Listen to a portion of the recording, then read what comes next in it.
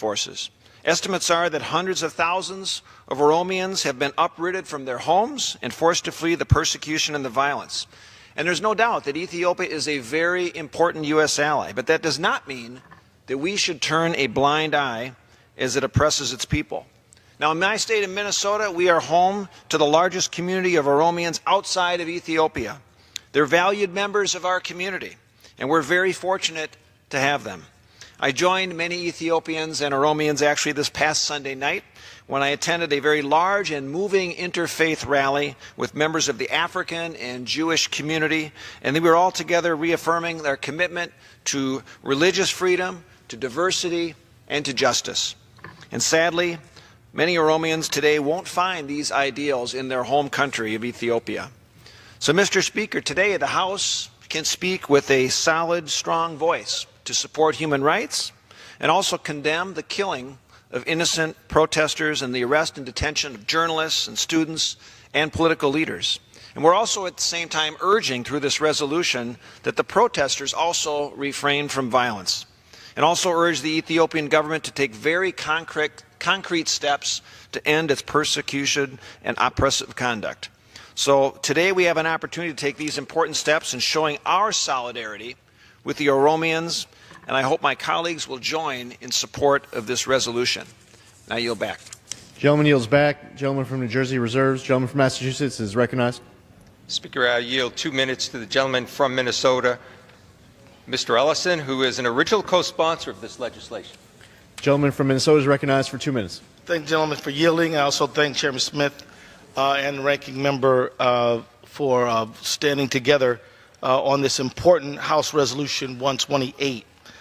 It is true that Minnesota is home to a large number of people who find their roots in Ethiopia and are of the Oromo background. These Minnesotans have made it very clear by reaching out to their elected representatives that while their feet are firmly planted on American soil, they still, like so many other Americans, have a heart and a sentiment where they want to support justice in the homeland that they came from. And as a result, I've been able to get an education from my constituents about circumstances in Ethiopia which make this resolution necessary. So I do rise in support of House Resolution 128, which calls on the government of Ethiopia to make clear, concrete steps toward becoming an inclusive, more democratic, more respectful of human rights of all of its citizens. I'd like to note that this is a bipartisan resolution, proving that we can come together for critical issues like human rights in Ethiopia for Americans who find their roots in Ethiopia and for people all over the world. In Minnesota, as I noted, we are fortunate to be home to one of the largest Oromo and Ogaden communities in North America. And it is because of the relentless work of these folks that these issues have come to light. I thank them. Many of them here are here today, and they have been working on this issue for many years, Mr. Speaker, because it is that vitally important.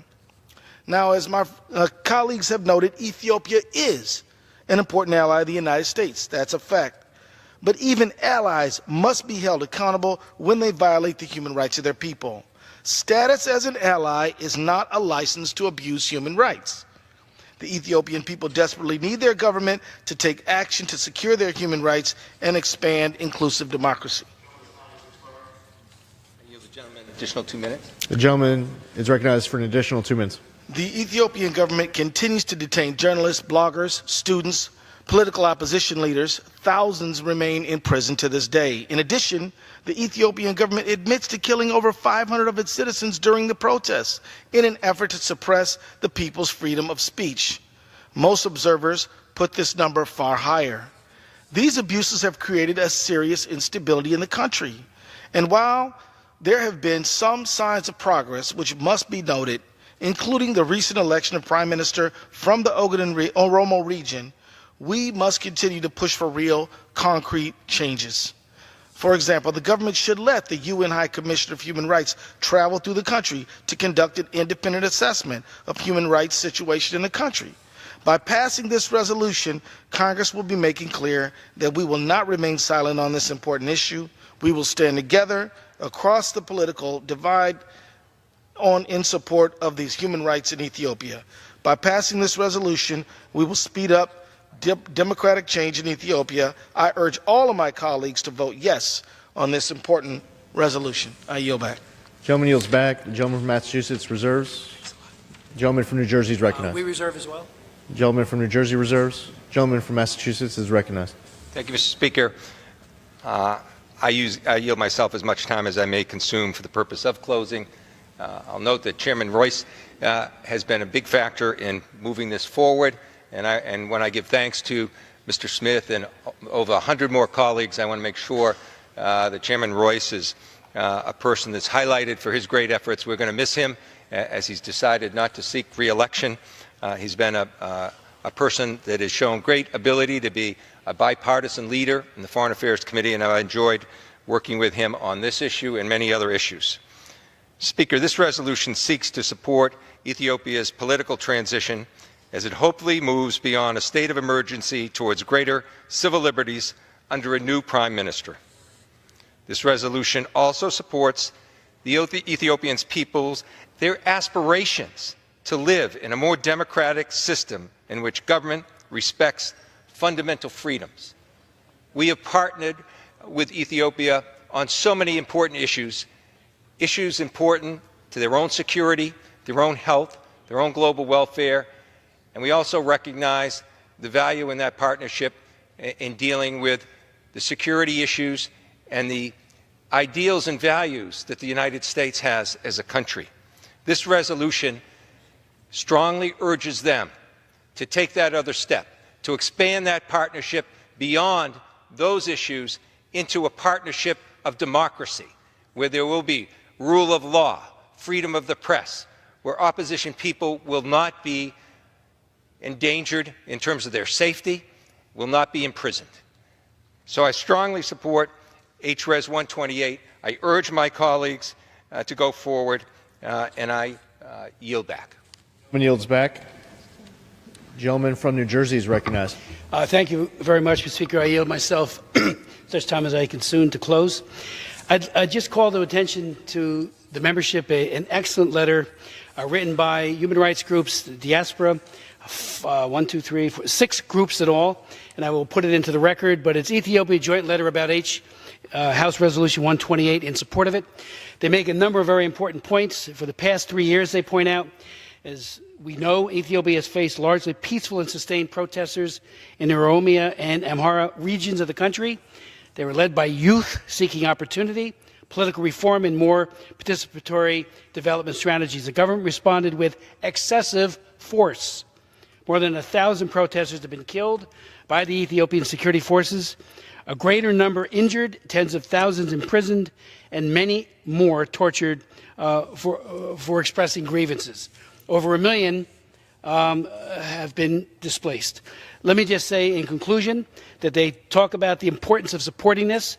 Yes, there's a new prime minister, but as they point out in their statement, and it's so true, Ethiopia's previous transfer of power indicate that leadership change is often followed by unfulfilled promises, a culling of opponents, and power consolidation. That can't happen again. This resolution, I think, deserves the support of every single member. I yield back the balance of our time. Gentleman yields back. The question is, will the House suspend the rules and agree to House Resolution 128 as amended? Those in favor say aye. Those opposed, no. In the opinion of the chair, 2/3 being in the affirmative, the rules are suspended, the resolution is agreed to, and without objection, the motion to reconsider is laid on the table.